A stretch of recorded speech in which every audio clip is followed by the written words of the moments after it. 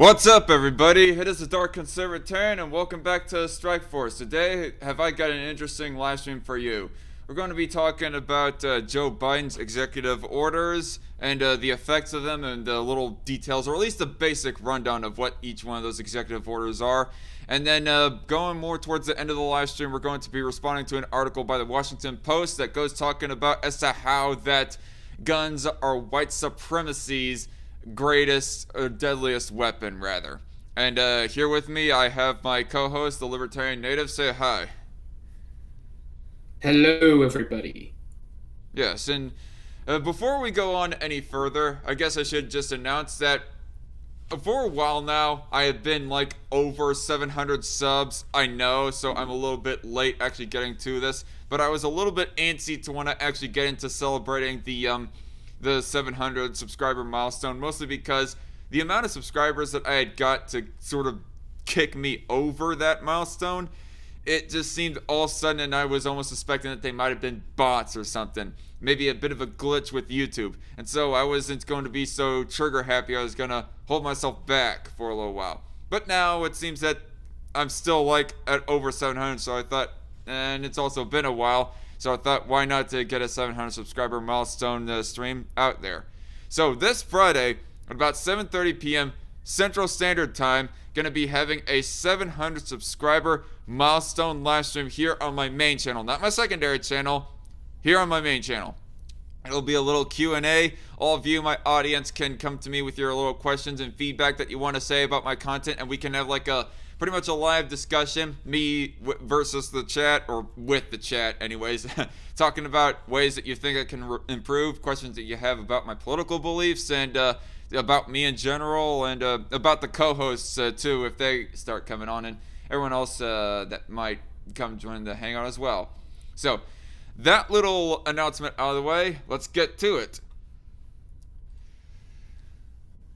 So, as a lot of you might have heard, Joe Biden, he had come in swinging in his presidency with a whole crap load of executive actions and executive orders that he wanted to get out of the way.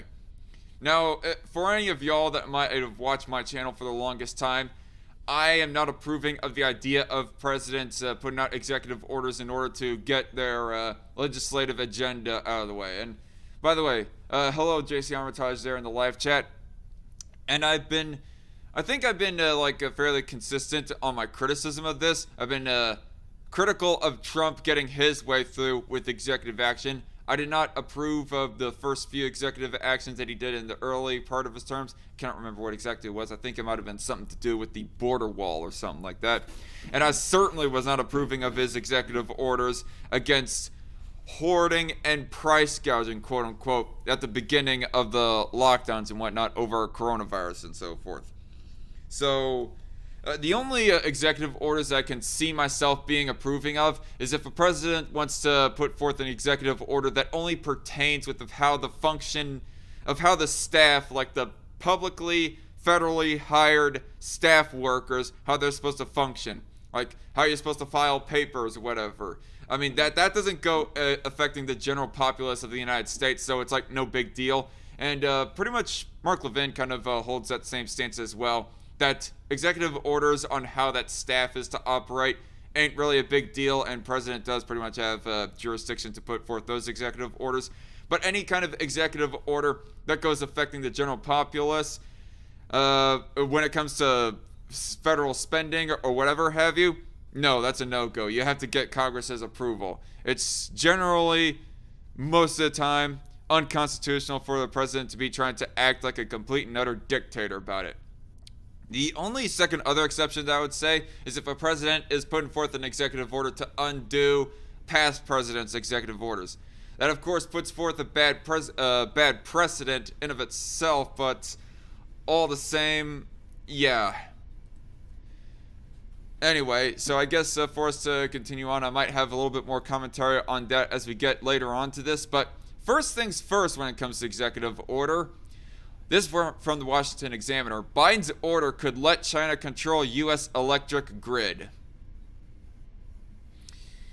What's your reaction to that, JJ? Ugh, I don't like it. Yeah, I recall you saying on the Discord group chat that, well, we're fucked.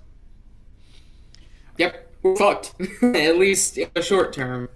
Yeah, if this like really comes to fruition, and by the way, if anybody in the live chat goes noticing me roboting or whatever, go ahead and like tell me in the live chat. I'm noticing that JJ is having some very slight roboting, but hopefully it'll be at least tolerable because I've already tried to test OBS so far. But yeah, if you guys might have tuned into the last episode of Strike Force, that would be Friday's program. We got talking about as to how, or we read an article that was talking about as to how that the Biden administration overall agrees, at least allegedly, with Trump's actions against China, thinking that we have to take a harsher stance against China, tariffs and whatnot. Just they don't so much as agree with the rhetoric that Trump put out against China, thinking that he was being too brash and harsh. And I was thinking to myself, oh, whatever, it's not a big deal. But at the same time, I was kind of skeptical. Most of us who were on the panel that one time was calling bullshit pretty much, and it's seeming like our skepticism is in the right. If we are to like take this article at face value, that Biden is pretty much fucking up and handing the U.S. electric power grid on a silver platter to the Chinese. So, getting to actually reading it. Less than 1 week into his presidency, Joe Biden has already put U.S. security at greater risk to Chinese and other threats. Biden, who long has been accused by critics of being soft on China, issued a lengthy executive order in which, buried amid matters purportedly designed to combat climate change, was an anomalous and potentially dangerous provision. The provision in question addresses nothing reasonably connected to climate change. Instead, it suspends for 90 days a key security measure put in place last May by former President Donald Trump. Why would you do that? Why? Biden's suspension of Trump's measure makes not the slightest sense. Exactly. Trump's executive order 13,920. Wait, what? I mean, surely that's just the total amount of executive orders that have been put forth by all presidents throughout history, right? Why is it numbered 13,920? But I don't know. Maybe I'm going on about nothing. Trump's executive order 13,920 declared a national emergency with respect to the nation's electric grid and prohibited the acquisition or installation of any bulk power electric equipment designed, developed, manufactured, or supplied by persons owned by, controlled by, or subject to the jurisdiction or direction of a foreign adversary. In sum, Trump forbade the use of grid equipment that is made in China, Russia, or other hostile nations. It doesn't make any sense. Why would Biden do this? I mean, yeah, all the people out there can pretty much theorize that he might be just an overall China puppet, and I know that little portion of the debate was happening in both the presidential debates this last presidential election go around. But a lot of people might have just dismissed those as just pessimism and conspiracy tinfoil kookery, but it's turned out that there might be some reason to believe that, actually.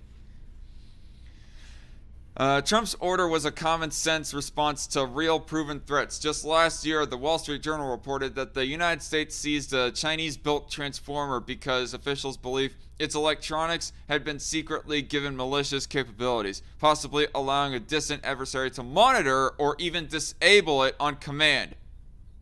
What the fuck? Seriously, what the actual fuck? It's one thing for it to be built by the Chinese, because a whole lot of our crap is made in China. I mean, for all I know, the little some microchips or whatever that are in my Samsung right here might have been manufactured in China. But for it to be possibly monitored and controlled by them, why? Cybersecurity expert Joseph Weiss reported that officials found electronics that should not have been part of the transformer, hardware backdoors that could allow the Chinese to effectively gain control of the transformers without any network forensics being the wiser. Weiss, W-E-I-S-S is how his name is spelled, also reminds us that China was first caught trying to hack into a U.S. grid in California as far back as 2001, and that the Russians have been in our U.S. grids since 2014. Damn. Remote computer access may not be the only problem. In an interview with me Tuesday afternoon, Tommy Waller, Director of Infrastructure Security at the Center for Security Policy and the Director of an expert coalition called Secure the Grid, said that the concerns extend beyond remote computer control. We're also worried about sensors and actuators and drives that are installed even if they are not connected to the internet, he said.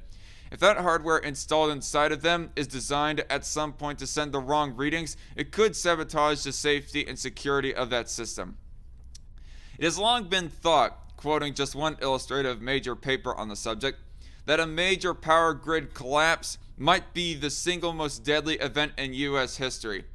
Yeah, I'm getting deja vu back to the talks. I can't remember who exactly it was that I heard talking about how the potentiality of a shutdown of the U.S. power grid, like an EMP to shut it down or something or other, that it could wipe out pretty much all technology within mainland United States. And that's a scary thought to think of because the very moment that everybody's energy goes out, computers, lights, and even the cell phone in their hands, you're going to have a whole lot of dissatisfied people to where that people are going to become thuggish and rioting and so forth. Ivan's son asked, why are you wearing a mask in your own home? Because it's the aesthetic, Ivan's son. That's why I do this. I mean, it's nothing, it's not for any practical sake. It's more for the aesthetic. That a major power grid collapse might be the single most deadly event in U.S. history, with catastrophic results due to the lack of the basic elements necessary to sustain life in dense urban and suburban communities. It thus makes perfect sense for Trump to have issued the directive against involving hostile foreign entities in the grid supply chain. Contrarily, it boggles the mind to see Biden suspend Trump's directive. Granted, Biden's order suspends it for only 90 days while asking the Secretary of Energy to use the time to consider if a replacement order should be issued. Still, even if the policy is to be reviewed for improvements, why suspend it in the meantime? Why leave the grid vulnerable? Why not keep Trump's wise Executive Order 13920 in place until and unless the Biden team comes up with something better? I'll tell you why. Because Orange Man bad. Why open the floodgates? Seriously. Yeah. I mean, that's the only thing that can make sense to me. I mean, if you're a freaking normie who goes approving of this because Orange Man bad. I mean, can people not at least admit there is like a few things that Trump had did right? I am highly critical of Trump. I was, and still am for that matter, highly critical of Trump. I did not trust him on guns at all. But when it comes to like handling foreign policy issues, I at least trusted him to not be so lenient towards China and so forth. Maybe he would have overstepped in one way or another, possibly, but I would not have expected him, of all people, but Trump, I would not have expected Trump to do something like this. But Biden is doing something like this before our very eyes. Yeah, why risk it? Why remove this protection measure just so for you to replace it 90 days later from now? Why open the floodgates to grid infrastructure produced by countries hostile to America, asked Waller. Why indeed? Biden's order offers no explanation for suspending Trump's prescription. This part of Biden's new executive order is not just foolhardy, but reckless. Congress should raise a stink about it, and Biden should revoke it forthwith. End of that article. So we already know of the full-on dangers of the executive actions, the executive orders that Biden is putting forth. Biden really is senile. Of course, that might have been known for a while, but this is just more proof of it. To further... Or this is part of his plan. Or it's part of his plan, or for me to put on the tinfoil hat for a little bit, or this is part of China's plan, and he really is just a puppet for them. Alright, taking off the tinfoil hat now. Government. Yeah, or there's some other rats in government, like you said. But continuing on the issue of executive orders, this is from NBCnews.com, by the way, so I personally do not trust these guys really, but it's mainstream media, and I expect that NBC News is going to be as charitable as possible to Joe Biden in their interpretation of these executive orders. I took a little bit of a peek at them myself, and going towards the end, there is an executive order that is meant to start funding other nations' abortion activities. Other nations for their citizens' abortions, to put it very simply. But we'll get to that once we actually start reading it. To get into the full extent of it, here's the full list of Biden's executive actions so far. Steps to strengthen the nation's COVID-19 response and restore environmental protections are among Biden's first measures as president. JC Armitage in the chat. The live chat is kind of slow right now, but thank you all for tuning in so far, though. JC Armitage says in the chat, this tongue twister will probably describe one of Biden's exos. Beijing Biden bails out bitching banker backers with big bucks. I like it, JC Armitage. That's a lot of peace. Yep. Beijing Biden bails out bitching banker backers with big bucks. I'll have to remember that one, JC, and I'll credit it to you every time I say that. If I remember that tongue twister anyways. In his first days in office, President Joe Biden moved to dismantle a slew of Trump-era regulations and make sweeping measures to bolster the nation's COVID-19 response. Well, one of those regulations was very necessary, and I wouldn't even really call it a regulation, but this one right here, the one being talked about in this last article by Washington Examiner, does seem very necessary.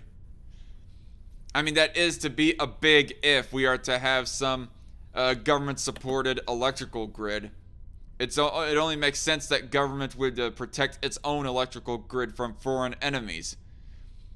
The new president also ordered the establishment of a variety of environmental protections and changes to immigration policy. As he embarks on his first full work week as president, Biden is poised to continue scrapping a number of the Trump administration's policies, including the controversial transgender military ban. Okay. I mean, I personally am going to say right now, I don't think that trans people should be banned from the military, but at the same time, I don't think it should be necessarily something included in... I mean, depending on how expensive it is, certainly. But the more expensive procedures, I see it as unnecessary to be paying for the military to be paying for. It says there's only 4 people in the chat, so maybe that's why it's less active, says JC Armitage. Yeah, I mean, I don't know why it's not very active. I shared this tag to everyone in my Discord server, and then I shared it to some other Discord servers as well. But nonetheless, here's a roundup of the measures that the president has taken so far. Day 1. Memorandum freezing approval of rules passed in final days of Trump presidency. What rules, I wonder? According to Biden's memorandum, all new and pending rules passed in the last days of Trump's tenure will be reviewed by department and agency heads. Okay. Executive order rejoining the Paris Agreement on climate change. Of course, that was only to be expected. I mean, overall, the Paris Climate Agreement is ultimately a paper tiger. It doesn't really, at least as far as my knowledge goes, I remember of it, it does not actually mandate that countries start reducing their carbon emissions. It only puts forth the rhetoric and the suggestion that countries should reduce their emissions. This country for this amount, that other country reduce this amount of their carbon emissions, and so on and so forth.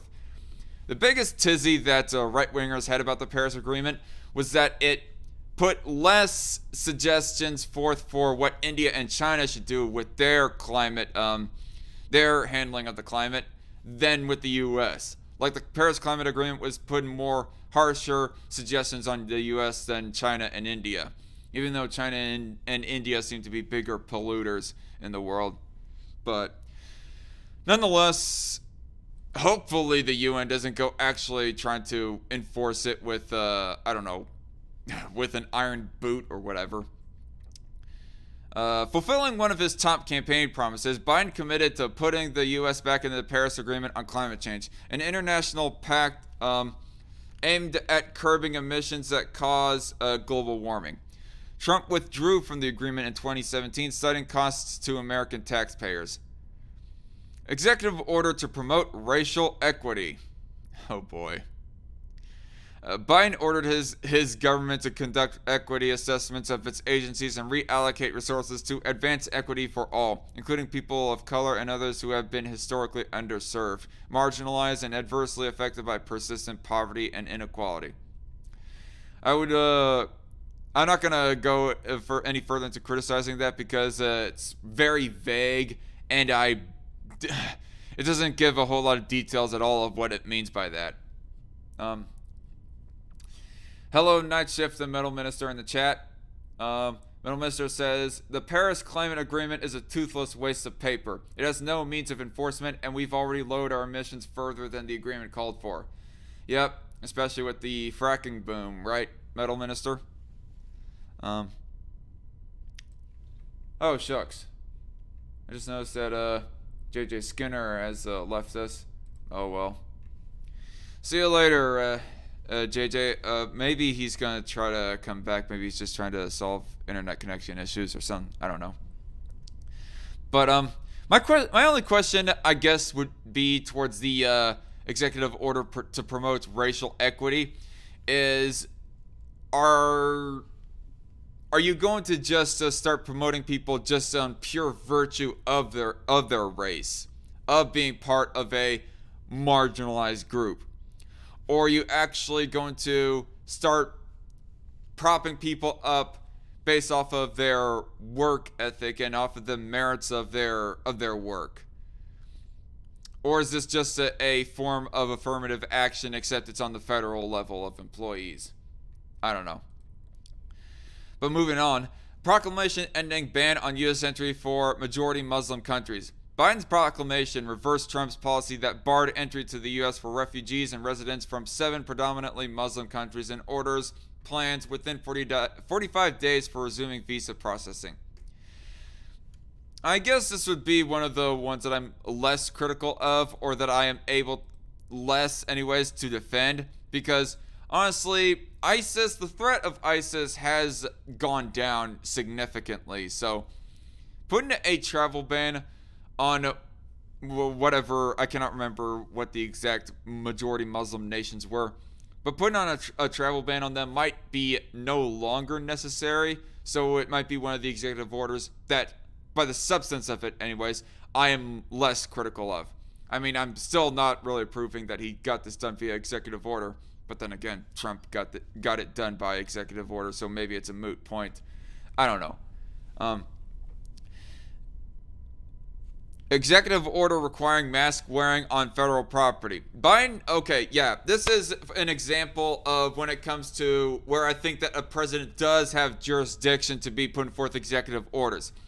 This is an executive order right here that is meant to sort of order on what federal employees are supposed to do, what the processes are of federal employees are to do within their day-to-day workday. And I think that, honestly, Biden has complete jurisdiction in this. Do I think that mandating masks is silly? Ultimately, I do, even though it's funnily enough that I am like wearing a mask right now, but it's just for the aesthetic, but I digress. But ultimately, in spite of how we feel personally about mask wearing, I still feel that this is one of the more legit areas for Biden to put forth an executive order, honestly. Biden has mandated mask wearing and social distancing on all federal properties, but then again, now that I think about it, it's on federal property. So this is not just affecting federal employees, but also anybody who might be taking a tour on federal property. Like, hey, I want to take a stroll down the Smithsonian, or take a tour in the Capitol building, take some pictures of all these paintings of presidents and whatnot. I don't know. While the president lacks the authority to institute a nationwide mask mandate, the order also encourages masking across America. Okay, so at least NBC News admits that. Let's see here. Oh, you're back, JJ? Yeah, something fucked up with my internet. Okay. And I realized that I forgot to share the screen for you to actually read this article along with me, or these articles along with me. But nonetheless, says supposedly no data, but I think that's bull crap. We still got a smooth connection as far as I can tell. Metal Minister in the chat, the ban on fracking will actually increase our emissions, but they'll ignore that. I wonder if there is some kind of ban, or at least a heavy restriction on fracking that Biden has done within the executive orders, but I have yet to see that. Metal Minister also says, does anyone actually think Biden knows what he's signing? These orders were drafted months ago at least. Good point, Minister. Fair point. What are you saying, JJ? I said, very possibly. Yeah, like it was made by, I don't know, it was just written up by different senators. Yeah, Kamala. Written up by Kamala Harris and Dianne Feinstein, Chuck Schumer, Nancy Pelosi, and then as soon as he was to get inaugurated in, they would bring to the Oval Office towards Biden's office now. Hey, we have all these executive orders that we think are good ideas to start signing into action. Would you mind just signing here, Mr. President? Okay. There we go. Damn corn pop! Yeah. Executive order coordinating a government-wide COVID-19 response. Well, to his credit, Trump was already kind of doing that himself, but what kind of response are we talking about, Mr. Biden? With the U.S. surpassing 400,000 COVID-19 deaths earlier this month, Biden's order created the position of COVID-19 response coordinator, who will advise the president and oversee the distribution of vaccines, tests, and other supplies. That was very vague. Extremely. Executive order revising immigration enforcement policies. Revoking a Trump-era policy that cracked down on communities shielding undocumented immigrants from deportation. Wait. That cracked down on... Okay, no. They're talking about sanctuary cities. Apparently Trump, put forth an executive order that was meant to crack down on sanctuary cities, essentially. Or they just say communities in general, so this probably does not just include sanctuary cities. Although I do not know if Trump actually did that via executive order, if he did it with a Republican-controlled House and Senate at the time, but I don't know. Just reading on here, though. Revoking a Trump-era policy that cracked down on communities shielding undocumented immigrants from deportation, Biden vowed to protect national and border security and address the humanitarian challenges at the southern border. Bullshit. Well, okay.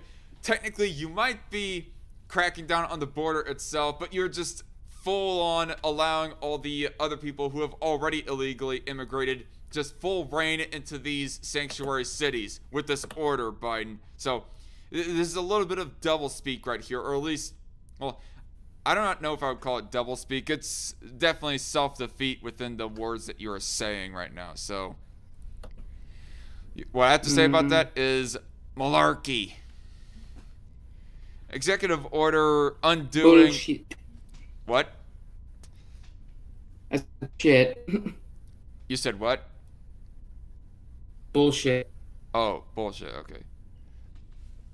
I don't know if you said something else. You might have just mildly cut out right there, but I hear you now. Executive order undoing regulatory restrictions on federal agencies. I mean, the federal agencies should be restricted. A restricted agency means freedom for us. So already on the surface, I am just not approving of this executive order on the substance of it. Biden's order scrapped a batch of Trump-era executive actions that restricted how federal agencies make regulatory changes, including one measure requiring agencies to discard 2 regulations for every 1 proposed. Yeah, I'm not liking it already. I'm not. Yeah. Yeah, I'm already hating it. Yeah, screw that. I don't trust EPA, FDA, or anyone else like that on how to run my life or the general business of Americans. Executive order. Same. Yep. Executive order incorporating undocumented immigrants into census. Undocumented immigrants will be counted in the national decennial population count, according to Biden's order, which overturned Trump's attempt to exclude them during the 2020 census. Excuse me. Well, I don't know if they should be excluded personally, but they should be put in a different category if they really are falling under that different category of resident or whatever that lives in the nation. And JJ left again. Technical difficulties on JJ's end, people, but we shall continue on nonetheless. Executive order refocusing on the climate crisis and canceling the Keystone XL permit. So, kind of expounding on what was talked about last episode of Strike Force. Apparently, and hello again, JJ. I don't know what's going on. Is it just randomly cutting you out or something?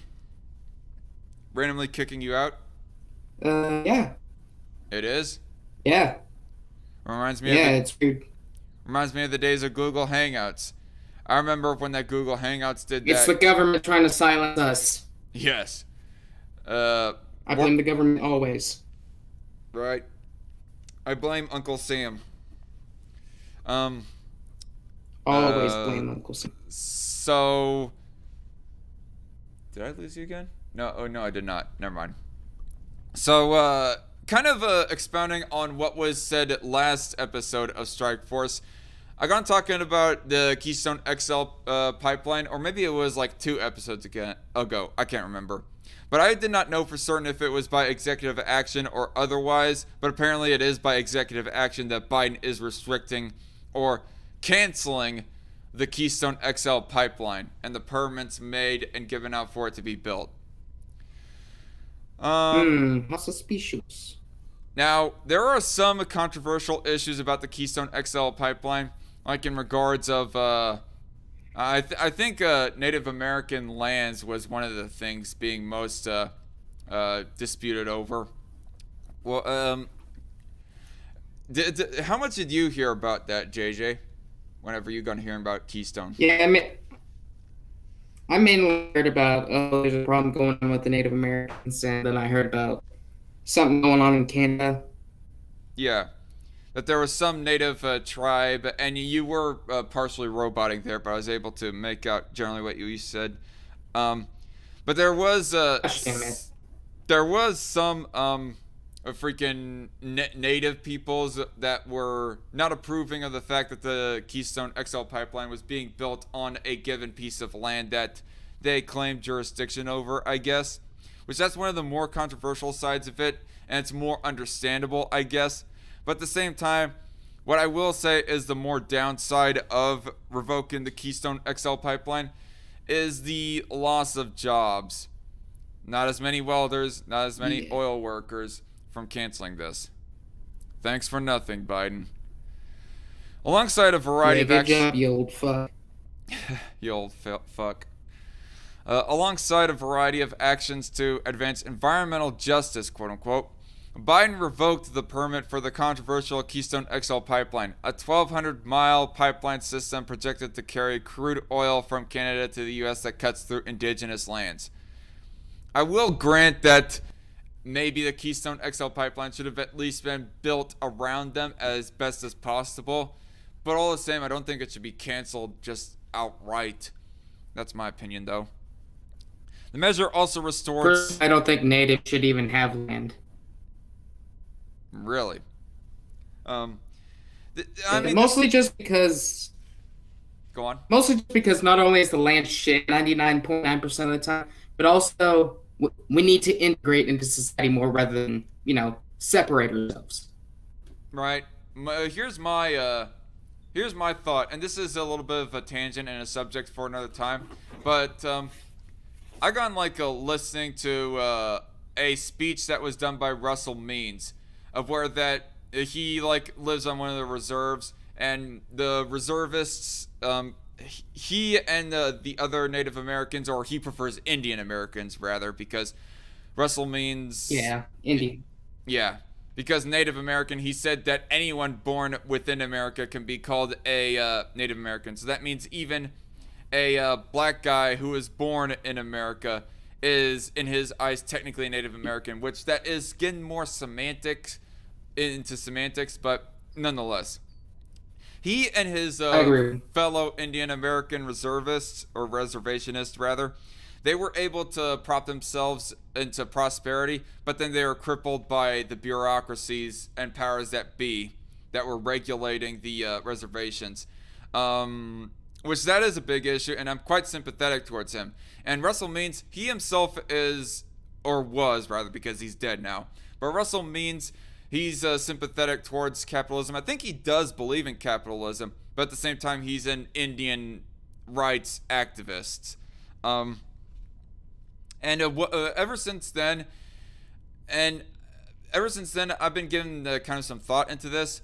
But I think one of two things should be happening to the Native Americans within America. Either A, they should be given full-on independence outside of the United States. You have their own, I guess, smaller nation that is in the middle of the United States. I mean, it's not outside of the realm of possibility. I mean, take a look at Swaziland, that is surrounded by South Africa, basically.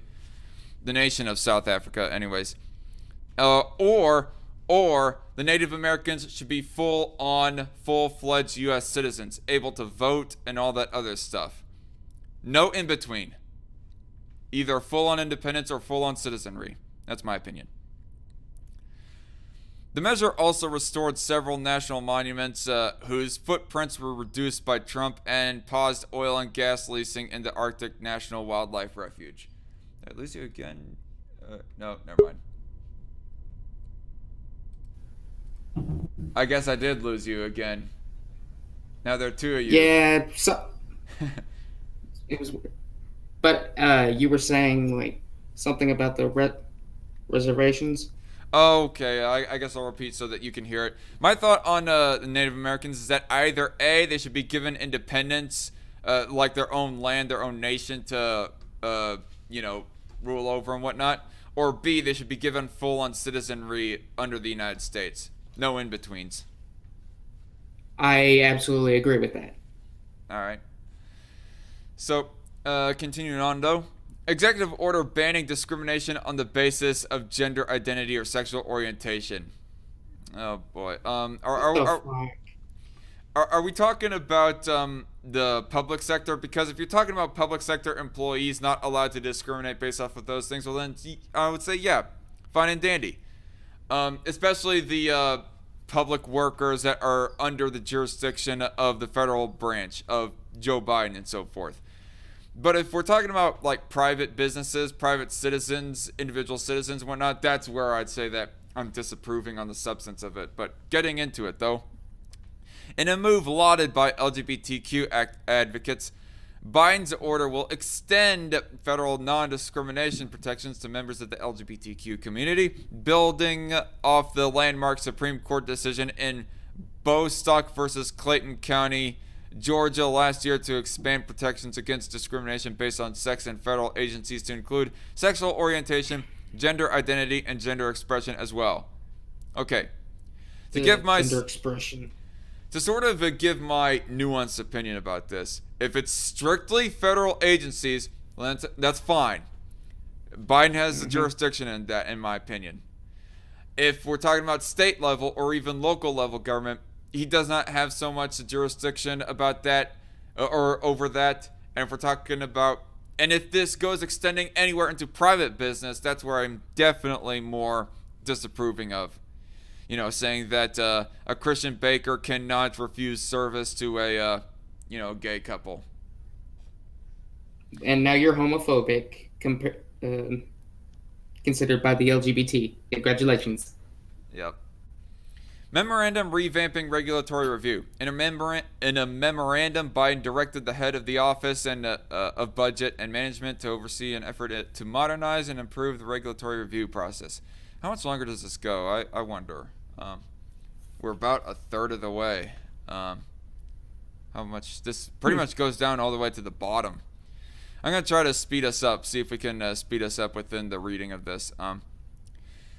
Executive order mandating ethics pledge for government appointees. On the heels of Trump's midnight bid to reverse ethics commitments for executive branch employees, Biden signed an order requiring all government appointees to sign an ethics pledge prohibiting the acceptance of gifts from registered lobbyists and lobbying for at least 2 years after exiting the government. I'd say that's all fine and dandy. I'm just going to give quick summations of what I think about these executive orders as I go along. Unless I have some big gripe to mention about them. Proclamation pulling funds from border wall. Biden terminated the construction and funding of the wall at U.S. southern border, a key promise of the Trump administration that has drawn backlash for its environmental impacts and is being litigated at the Supreme Court for the allegedly improper use of funds. I guess I do have a little bit more something to say about that. Now, strictly on a financial side of things, I guess you could say that I was overall leaning against the border wall just off of that basis. But if it can be proven that in the long term of things that the border wall could actually save the U.S. money by preventing, illegal immigrants more from getting into the country so that they can leech off of welfare or something else like that, well then I guess at that point I would be approving of it, but there hasn't been any proving or enough proof to actually showcase that case for all the MAGA people. But I'd say that I'm overall apathetic to it, ultimately. Trump kind of kickstarted the thing with an executive order himself, and he never fulfilled in on that promise. So Trump kind of shot himself in the foot when he was not going forth with his staple promise to his base. Executive order pausing federal... It's going to be huge. Yup. Executive order pausing federal student loan payments. Biden requested an extension of the freeze on federal student loan payments, writing that too many Americans are struggling to pay for basic necessities and to provide for their families. I do not know enough information to have a full-fledged opinion on that, but moving on. Memorandum reinstating deferred enforced departure for Liberians. Biden's memorandum blocked the deportation of Liberian refugees living in the U.S., reinstating the deferment of their enforced departure granted by the Bush and Obama administrations. Okay. Memorandum strengthening deferred action for childhood arrivals.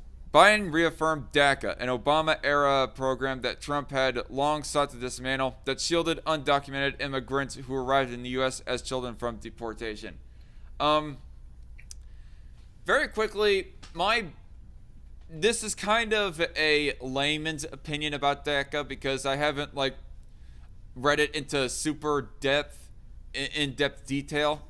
But my thought about DACA and what I remember reading about it is that it's kind of screwing over all the, I guess we'll just say illegal aliens, to be quite blunt about it, who fall under DACA. It's kind of screwing them over in that they're not able to hardly advance in any way when it comes to this. They're kept into the country, stay in the country, but at the same time, they're not able to move on in their citizenship, their acquisition of citizenship. They cannot vote, cannot go joining the military, and so on and so forth. but at the same time, you cannot really kick them out. So they're just held in sort of a limbo state here in the United States. So DACA is kind of a screwy mess. And I don't know how I feel about Biden's actions on this. I mean, JJ, would you say that you know enough about DACA to express an opinion on it? Or no? Yeah, I would say I would. And I'm firmly against it. Okay. Didn't know if you had more to go on about that or not. Nah, I'm a man of a few words on this situation. All right. Ivan's son in the chat says Biden is an empty suit. Seems like it. Probably, yeah. Day 2. Executive order promoting COVID-19 safety in domestic and international travel. In an effort to curb the spread of COVID-19 through travel, Biden mandated mask wearing on all forms of public transportation, including in airports, airplanes, and buses.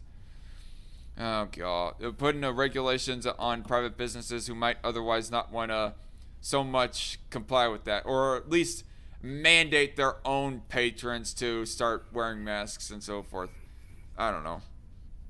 I mean, I'm against it just on the basis that I believe that people have a full-on right to their private property. And if you have like a privately owned bus or something and the bus owner does not want to start mandating masks on it, or at least not be as hard-lined about it, well then that's their right according to their private property.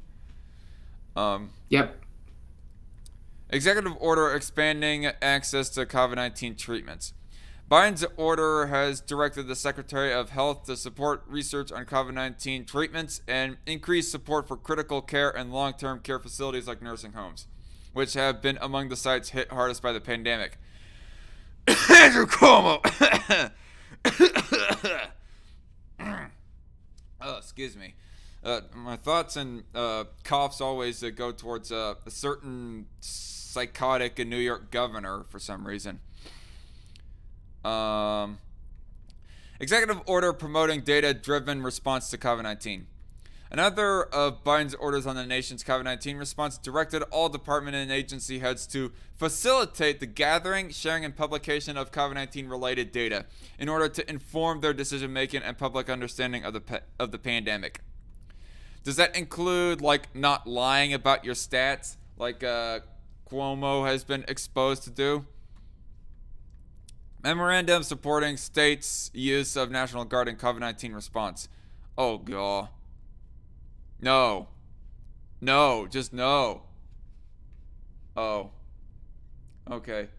So, JJ in the yeah, he left the hangout. JJ did, and he also says in the chat, "Sorry, Zach, my internet keeps cutting out." It's okay, libertarian native. I guess I'll catch you around then. But oh well. Memorandum supporting states' use of National Guard in COVID-19 response. Now, this almost sounds like borderline supporting of the idea of martial law-esque sort of actions from the government in response to COVID-19.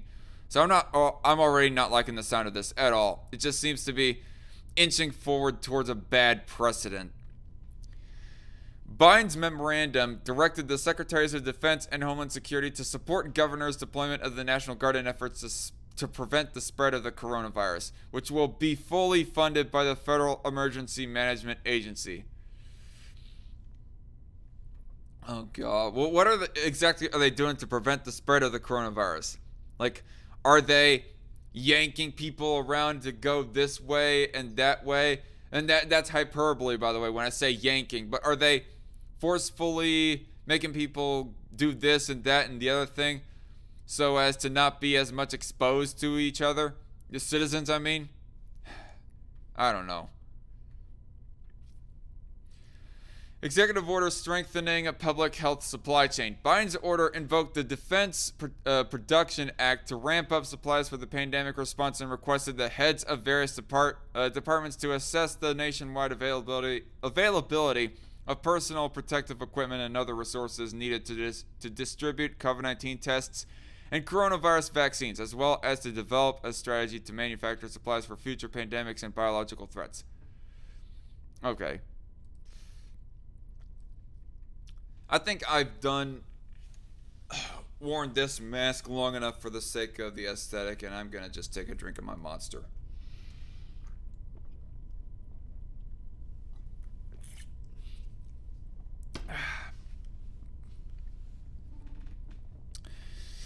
Executive Order establishing the COVID-19 Health Equity Task Force. In an effort to address social inequities exacerbated by the pandemic, Biden's order created the COVID-19 Health Equity Task Force, which will provide recommendations on the allocation of resources and funding in light of disparities in COVID-19 outcomes by race, ethnicity, and other factors. I mean, I don't know. No comment, no opinion. Executive order supporting the reopening and continuing operation of schools. In consultation with the Department of Health and Human Services, the Department of Education will develop guidance for elementary and secondary schools in deciding whether how to reopen and how to remain open for in-person learning and in safely conducting in-person learning. Executive order promoting workplace safety amid the pandemic. Biden's order directed the Department of Labor to revise and issue new guidance for employers to promote the health and safety of their workers, such as mask wearing in the workplace. Another violation of private property right there. So you don't have this just happening to when it comes to transportation, like it says here earlier. Yeah, that right there. That executive order right there. Not only do you have it happening in transportation, but you also have it happening in the workplace, in buildings as well. The blatant violations of private property. Executive order promoting workplace safety amid the pandemic. Wait, I already read that. What am I talking about? Executive order establishing a COVID-19 pandemic testing board. Biden's newly created pandemic testing board will coordinate national efforts to promote COVID-19 diagnostic, screening, and surveillance testing, as well as facilitate the distribution of free COVID-19 tests to those without comprehensive health insurance. Now, I guess it's only fair for me to pause right here for a second and say, for the sake of anyone who might watch this in the future, especially detractors of the channel, that I agree that it is very marginal, this kind of a restriction on people's liberties. That businesses mandate all their patrons, all their customers and employees to wear masks when inside the building. It's rather marginal, granted, but at the same time, it's still worthy of criticism because you're dictating a person on how they're to run their private property. What I would have more of a deal with is if Biden was to unilaterally start giving out the order of businesses to be shut down, which I'm not getting that impression with this executive order right here, or these past two executive orders that was explained by NBC News.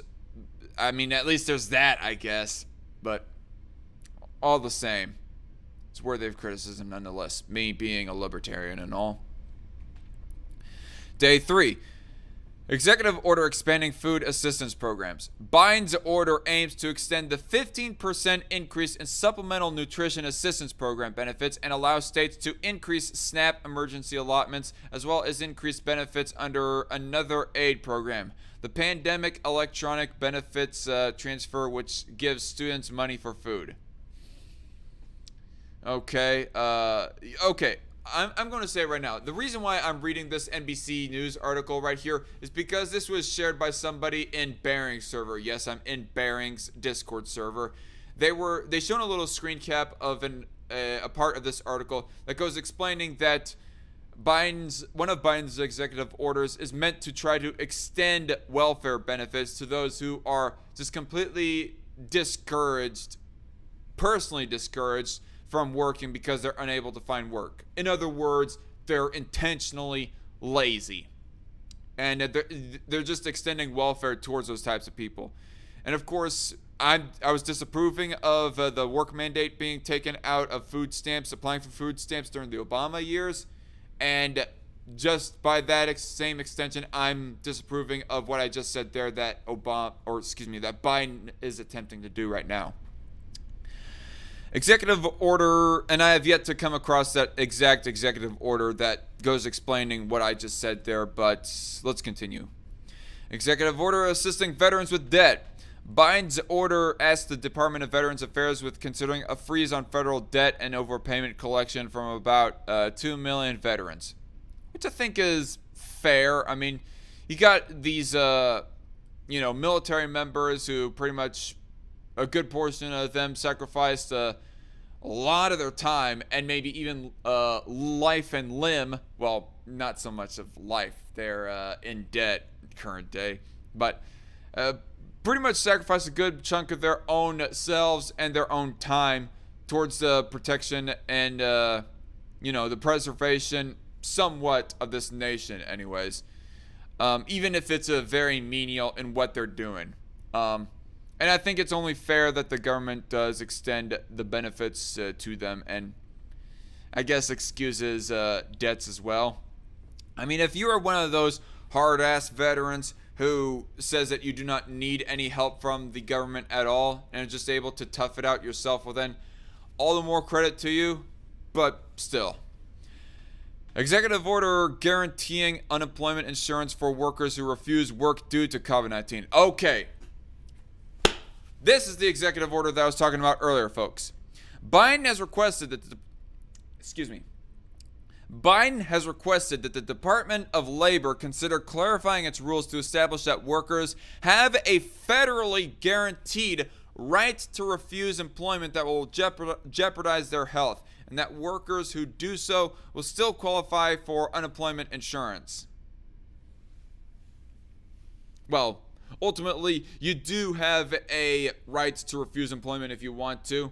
Nobody is forcing you to work. I've said that many times when I go debating socialists over capitalism, that they have a right to refuse working if they really want to, but at the same time, face the natural consequences that come with refusing to work.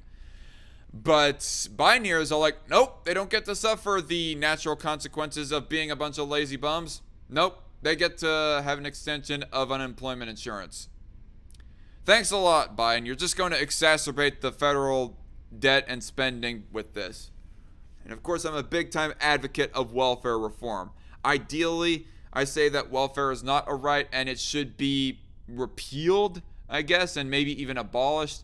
But I definitely advocate for reform, at least in the short term, so that lazy bums do not get to just be sitting on the couch watching Netflix or Hulu all day whilst having daddy government providing them all the needs of their life. Screw that shit. Get to work, you fat ass. Executive order establishing benefit delivery teams. Biden's order established a network of benefit delivery teams, which will coordinate with state and federal agencies to facilitate the distribution of federal aid amid the pandemic. Executive order facilitating delivery of stimulus payments. Biden's order requested the Treasury Department to consider taking a series of actions to expand and improve delivery of direct stimulus payments, including the creation of online tools for recipients to claim their checks. Okay. And for the longest time, I've been kind of critical of the stimulus checks themselves. I received my own stimulus checks, and I give my stimulus checks away to people that are more needy, like the Kansas Coalition for Life, for example, so that they can give that money to needy mothers who ultimately don't abort their child but still need financial assistance in supporting their child, etc., and other humanitarian causes like that, because, like I said, they're more needing of that money than I am. But ultimately, I say that people like me, definitely, who has a full-time job, like I was able to work throughout the height and heat of the pandemic, of the lockdowns, I mean. Me being called a quote-unquote essential worker and all. I, of all people, do not need a stimulus check at all. I'm, of course, disapproving of it altogether, but even more so do I think that people full well able to work and are working do not get a stimulus check at all. I should not have been given it, and so has millions of other people should not have been given it. But yet, here we are. An extra, 2-3 trillion spent over this crap by the Trump administration. And now, likely going to continue on with that billions and even trillions of spending with the Biden administration. Pity. Executive order to address COVID-19 economic relief. Biden's order directed all government departments and agencies to promptly identify actions that can take within existing authorities to address the current economic crisis resulting from the pandemic. Executive order empowering federal workers and contractors. Undoing Trump-era regulations that rolled back protections for federal employees, Biden revoked a variety of measures, including a rule that made it easier to hire and fire civil servants in policy-making positions. The order also requested the Department of Labor to develop recommendations that all federal government employees receive a minimum wage of $15 an hour. Again, I'm going to say that seeing as that they're federal government employees, that's totally within Biden's jurisdiction to give them a pay raise. But at the same time, it's going to cost more money, and it's either A, going to cause the country to go more into debt, or B, our taxes are going to have to be raised more to compensate for that wage increase for those federal employees. So even though I say, again, it's under Biden's jurisdiction, it's still going to hurt us in a way via federal debt and deficit. All right. Day 6, executive order reversing transgender military ban. Biden repealed the ban on transgender people serving openly in the military and ordered the defense secretary to immediately prohibit involuntary separations, discharges, and denials of reenlistment or continuation of service on the basis of gender identity or under circumstances relating to their gender identity. Now, like I said earlier at the beginning of this article, of reading this article, I said that I don't think that trans people should be really barred from serving in the military, but at the same time, they should not have all their procedures just paid for, because going for the transition, that costs like what, tens of thousands of dollars? You can have some of your medication and whatnot paid for that is relating to your trans procedures and whatnot, but the more expensive stuff, no, I don't see it as really necessary within military functions at all, and thus should not be paid with public tax dollars.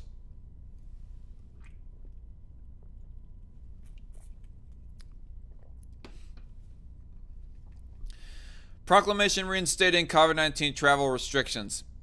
Biden reinstated COVID-19 travel restrictions affecting non-U.S. citizens traveling from Brazil and much of Europe, which Trump had scrapped days before his term ended. Additionally, the ban will bar most non-U.S. citizens from entry if they have recently been in South Africa, where a new strain of COVID-19 has been identified. Okay. That's one of the more marginal orders, so moving on. Executive order promoting Buy American agenda. Does that really require an executive order? I mean, just give a press conference or something saying, "Buy American, my fellow American citizens. If you don't buy American, then you ain't an American citizen." Kind of a play on his if you don't vote for me, you ain't black line, but you know.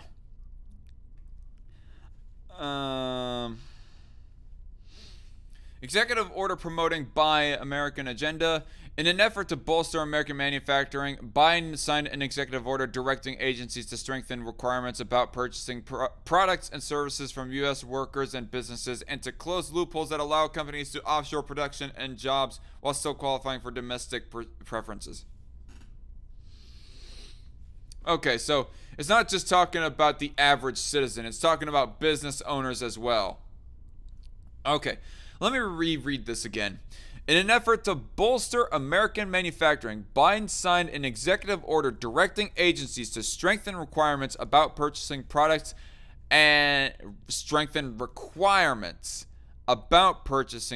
services from U.S. workers and businesses, and to close loopholes that allow companies to offshore production and jobs while still qualifying for domestic preferences. Now, aside from places like China, which should be pretty much considered our international enemy at this point, and other such enemies that people might be able to mention, who are you to dictate based off of that, Biden? I mean, if somebody is able to find cheaper labor in India or Malaysia or the Philippines or wherever else that they find it more profitable, more beneficial to set up a factory or whatever, so that they can make their own product cheaper, then who are you to dictate that they can't exploit that little benefit that they want to, take advantage of? Who are you to tell them to do that? Piss off. Now, I will say again, that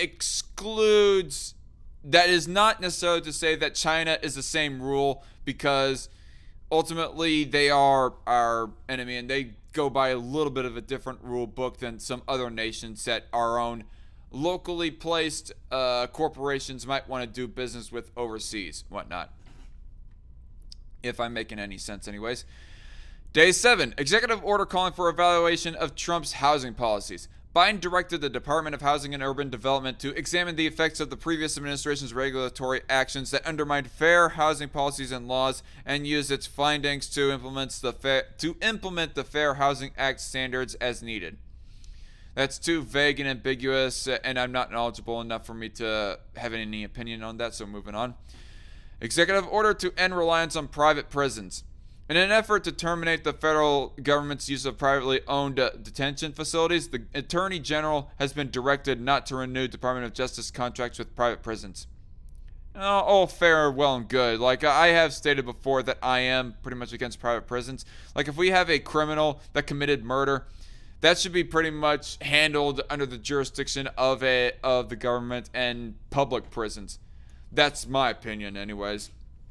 I do not know exactly how private prisons work in that regard, but just on the surface of it, I am against private prisons.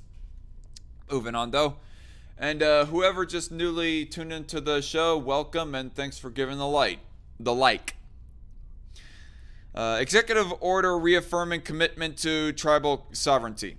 Emphasizing the administration's commitment to respecting the sovereignty of American Indian and Alaska Native tribes, Biden's order reaffirmed a Clinton-era policy mandating all department and agency heads regularly consult with tribal officials on policy matters that may affect them.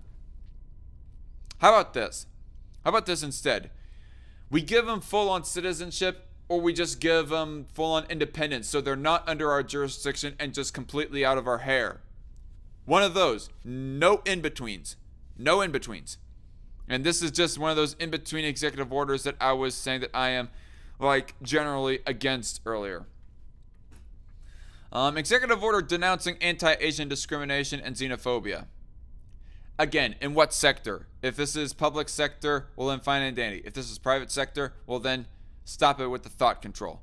But let's read to see what it means. In response to a surge in anti-Asian bias amid the coronavirus pandemic, Biden's order urged the Department of Health and Human Services to consider issuing guidance on cultural competency and sensitivity toward Asian Americans and Pacific Islanders as part of the nation's COVID-19 response. Additionally, the order directed the Attorney General to work to prevent discrimination and hate crimes. I mean, if you have somebody getting mugged because of their race, they should be preventing muggings or assaults or murders from happening nonetheless, regardless of race. I mean, I've said this before, it seems kind of silly that we be focusing on the hate crime and racial aspect of a crime that's happening, be it a murder, an assault, or a rape, or whatever else have you. I mean, just focus on the fact that an immorality was committed in general. And again, if the Department of Health is being directed to not discriminate, if they themselves, as a federal agency, a government agency, not to discriminate based off of race, well then fine and dandy. Like I said, again, completely within his own jurisdiction to do. But if you're talking about private individual citizens, well, I'm sorry to hurt the feelings of all the liberal hippies out there, but you cannot thought control people. If you start, what am I trying to say? If you start to putting forth laws saying that private individual citizens cannot discriminate against XYZ race, then you're not really abolishing bigotry. You're just incentivizing these people only to hide their bigotry. They still withhold their own bigotry and prejudice against those different races. Just they're not able to be open about it. At least if a person is open about their bigotry and allowed by government to express their bigotry, they'll be peer pressured maybe into changing their hearts and minds about those people that they're bigoted towards. Simple as that. So, some more chat comments here that finally came in. JC Armitage says, one of two, this is like a two chat message right here. The state calls all of the shots with these private, quote unquote, prisons, including who gets thrown in them. The term private prison is nothing but a smokescreen to distract from the real issue. The state throwing innocent people in prison, says JC. Fair enough. Skungle Deserts, or Desserts. Welcome to the show, Skungle Desserts. And he says, Toenail Republic. Toenail Republic? what are you talking about right there? Is that supposed to be like a little bit of a joke or a jab at how Asian Americans are stereotypically manicures or pedicures or something? I don't know. What do you mean by Toenail Republic, Mr. Skungle? Anyway, we're just about done with this article here, folks. Then we're going to move on. Day 8. Executive Order initiating plan to combat climate change. In accordance with the Paris Agreement on Climate Change, Biden's plan to tackle climate change called for the U.S. to determine its target for emissions reduction and targeted federal agencies to incorporate climate considerations into their international plans. The order also directed agencies to purchase American-made zero-emission vehicles in an effort to create union jobs as part of Biden's Buy American agenda.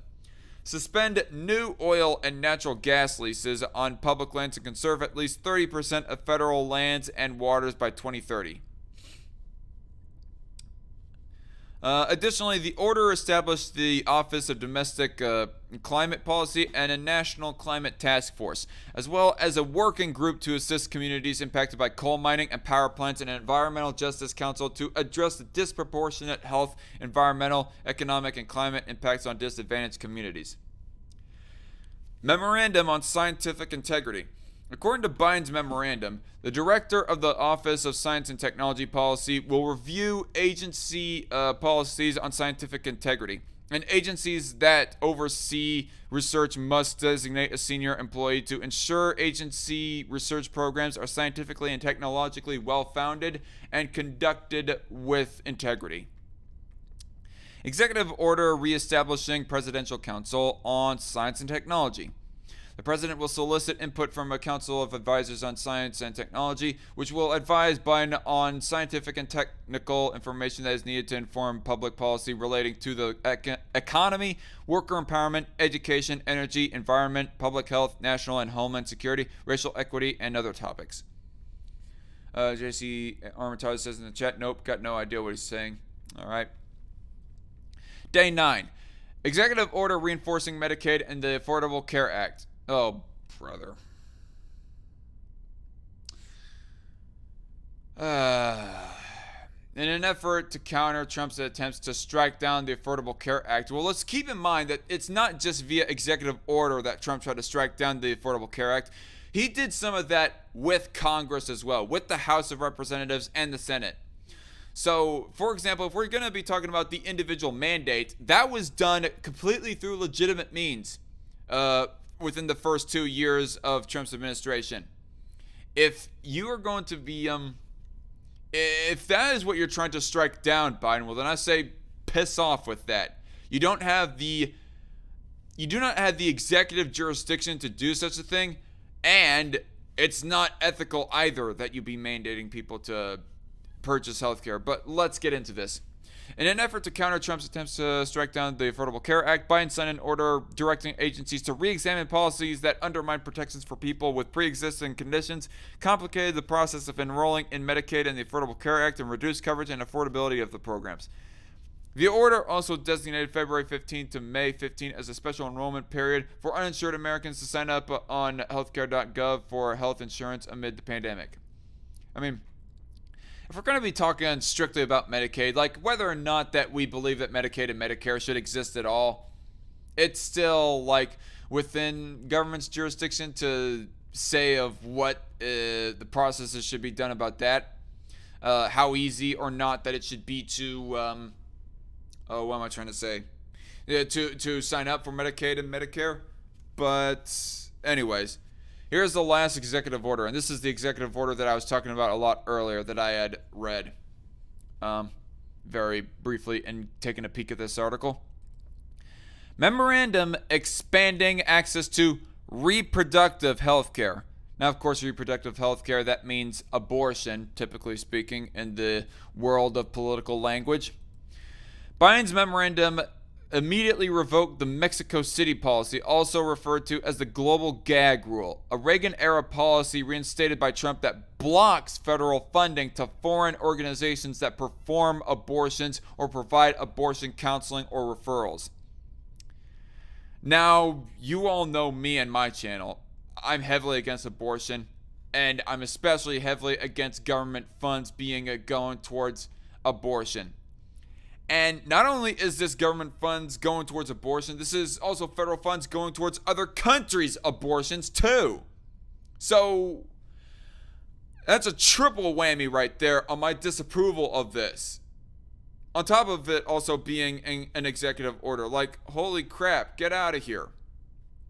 Now, I guess it was an executive order also originally done by Ronald Reagan to be, striking down the funding of foreign abortions. I mean, procedurally, Reagan might not have been in the right, but ethically, I would say that he was fully in the right. But ethically, I say that Biden is definitely in the wrong here. Piss off. I don't want my tax dollars to be going towards abortions, much less other nations' abortions. Additionally, Biden directed the Department of Health and Human Services to evaluate whether to rescind Trump regulations under the Title X Family Planning Program, which pulled funding from hundreds of women's health clinics across the country in 2019. Finally, the end of the article. That was a long one right there, folks. And so, continuing on with the issue of executive orders, though, we have this little short article by the Washington Examiner of where that Biden is sort of defending his own executive action right here. Eliminating bad policy. Biden defends expansive executive action. Well, everybody thinks that their opposition is instituting bad policy. And everybody thinks that their own efforts is eliminating bad policy. That does not mean jack shit, Biden. Not to mention, I would say that you're instituting bad policy, Biden. So, what's to say that the next president that gets elected, which I think it is likely that a Republican will get elected in 2024, what's to stop them from using your own logic and turning it on you and the Democrats of the time? Hey, I'm doing all this executive action here in the year 2025 to eliminate bad policy, just like Joe Biden said 4 years ago. I mean, it's just flimsy logic, Biden. President Biden defended his piece of executive action as he signed another slate of orders rolling back some of former President Donald Trump's signature immigration policies. There's a lot of talk, with good reason, about the number of executive orders that I have signed, Biden said Tuesday in the White House. Yeah, because you said at one point on the campaign that you cannot be a dictator. That putting forth all these executive orders is like pretty much a dictator's move. And you are, by your own words, acting like a dictator by doing all this crap. So eat your own words, Biden. I'm not making new law. I'm eliminating bad policy. Bull crap. Bullshit. Bullshit. Bullshit. You are making new law. As described by NBC News right here, a mainstream news site that would be charitable towards you, Biden. So it's highly doubtful that they have any incentive to be lying about you. They go explaining many of the new regulations that you are putting forth in response to the coronavirus and other such matters like that. So piss off with that I'm not making new laws stuff. Oh, God. Jeez, we're not even we're not even a month into the Biden administration, and already this is having me pissed off right here. It's going to be a very interesting 4 years, folks, the more and more that I go reporting about the Biden administration's actions. Biden signed 25 executive orders, 10 presidential memos, and 4 proclamations between Inauguration Day and Sunday. More actions than Trump and former President Barack Obama combined. Yup.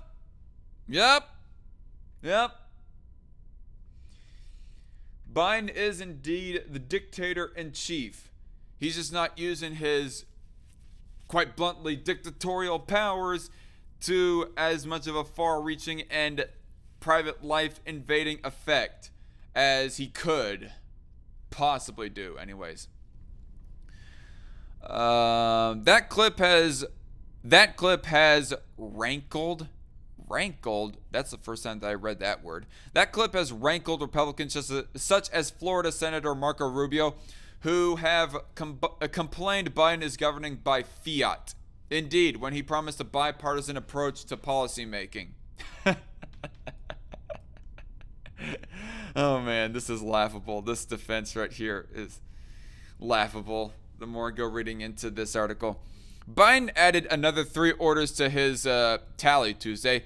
This round focused on immigration, including creating a task force to help reunite between 600 and 700 migrant families still separated under Trump's so-called zero-tolerance stance against illegal immigration. He also established another task force for, quote, new Americans, unquote, aimed at easing the integration process.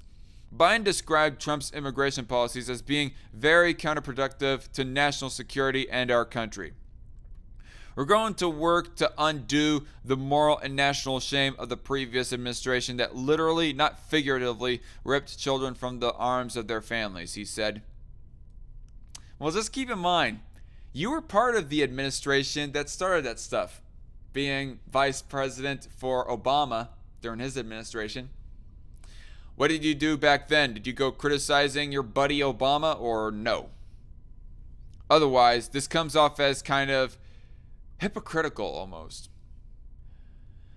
Biden started his signing ceremony by commenting on the deaths of 2 FBI agents in Sunrise, Florida. They were killed Tuesday while serving a warrant on a man suspected of having child pornography. Oh, damn. You know what? I actually did come across an article shared by one of my friends on Facebook talking about this. I did not go looking into it, and maybe I should have. But apparently, yeah, that's the reasoning as to why that those federal agents were shot. Apparently, the guy that they were shot by was a child porn addict.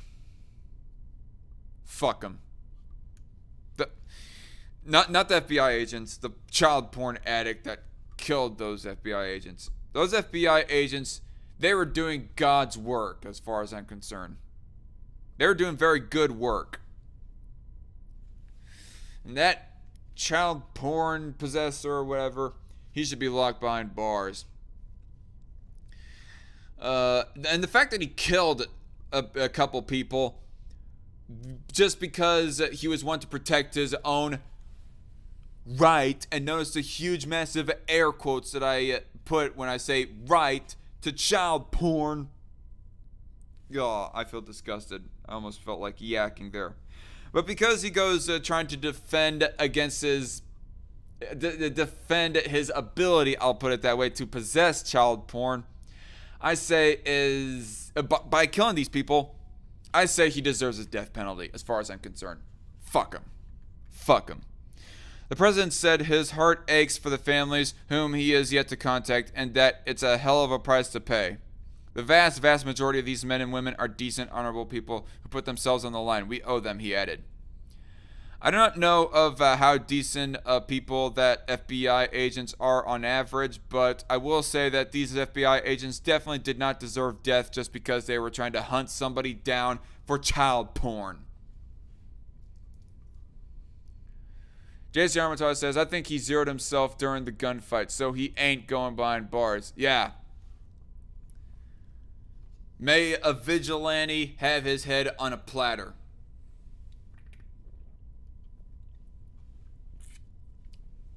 No. Not on a platter. On a fucking pike. cut his head off and put it on a fucking spear. So anyway, moving on from the executive order issue, that was pretty much it as far as the title subject goes of this stream.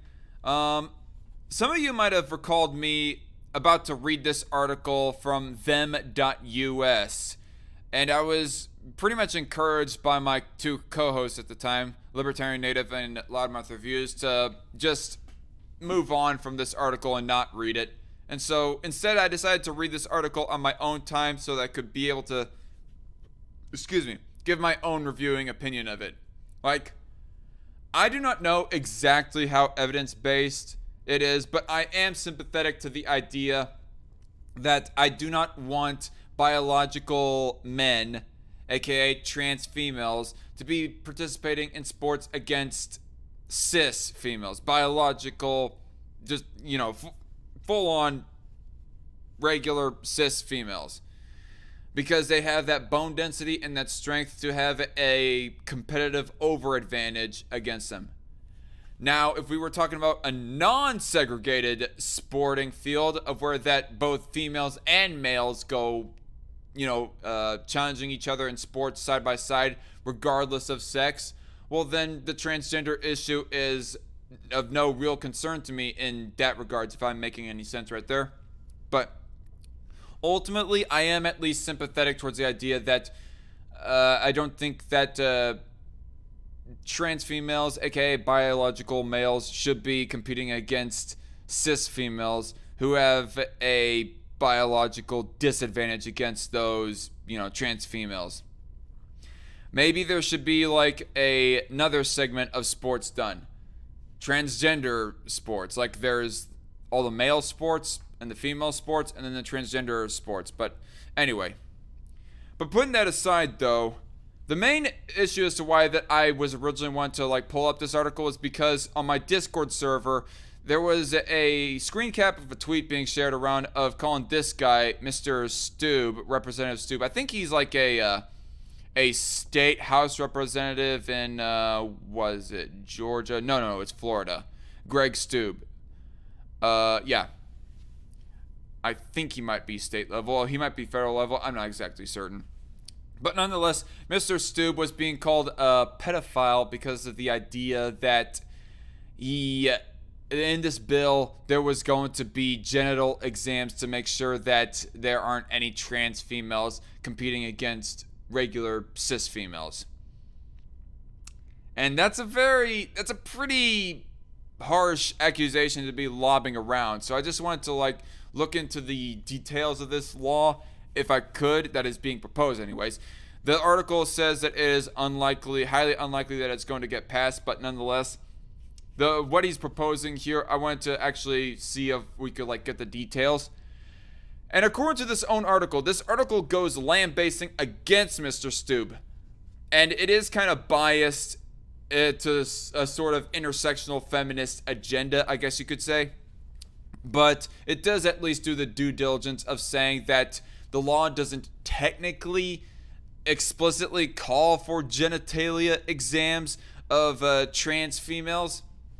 But it just says that there is going to be, let me see if I can go down to where it says, where it goes into the details of how it's going to ensure that's done.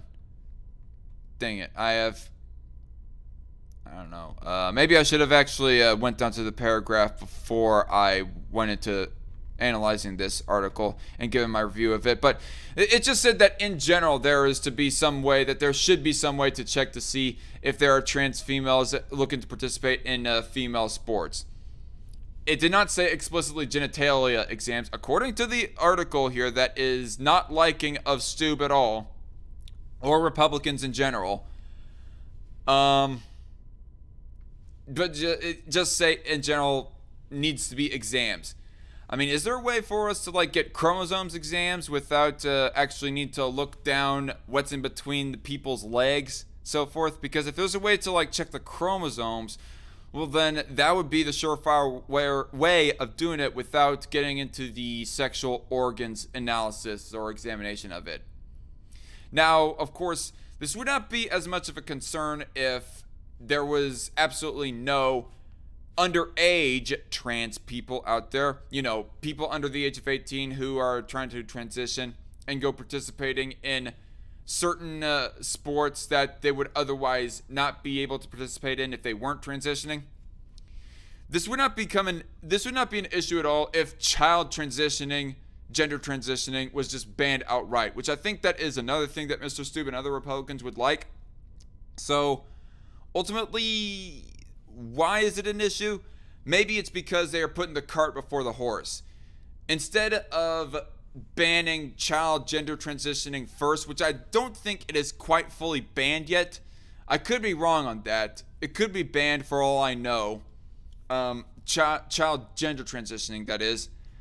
And I would hope it is, because damaging effects, but that's a subject for another time to get further into detail about. Oh, where was I at?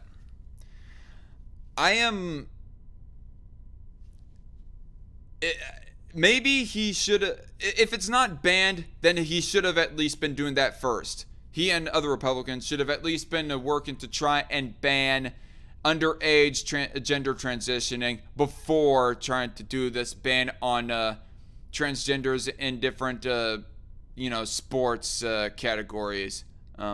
That would possibly end up with them having to go through a genitalia examination. But anyway, that's my basic rundown of that article. So moving on to the next article. Actually, do I want to, this is an article by Washington Examiner. It says infectious disease expert says wearing 2 masks could enhance ability to get infected by COVID-19, but I might save that article for another episode of Strike Force.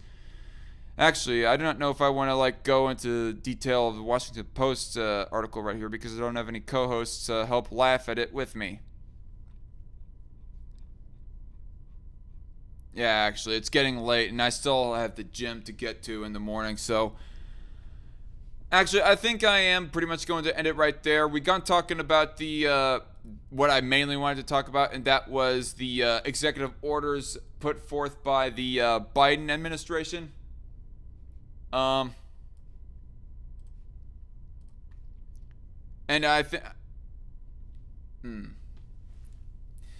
think I will save those other articles for maybe some other time. Definitely the article there that is saying supposedly that guns are white supremacy's most deadliest weapon. Because on the surface, just reading that article's title alone, it's utter ludicrous. Because guns are like every ideology's potentially deadliest weapon, aside from the power, receiving the power of government. Or obtaining governmental power. That would be the one thing that's more dangerous than possessing guns for any person of any ideology, is obtaining governmental power. But anyway, I think that's where I'm going to leave it right now at this point, since it's this program has gone on for an hour and a half, and like I said, I got gym in the morning. And it's at least nice to know that the article has, or the stream has went forth smoothly. Again, as a reminder to people who are listening, I only have 4 people viewing right now. But as a reminder, Friday at 7:30 p.m. Central Standard Time, I'm going to be having my 700 subscriber milestone hangout stream. Don't miss it. If you have questions, then leave them down in the comments down below, and I'll read them while live on that live stream. Or you can come to me with your questions to me as a content creator in the live chat of that live stream. Either way, it doesn't really matter.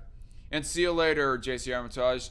And to everyone else listening, thank you all for tuning in. I'm the Dark Conservatarian, and I'll see you all later.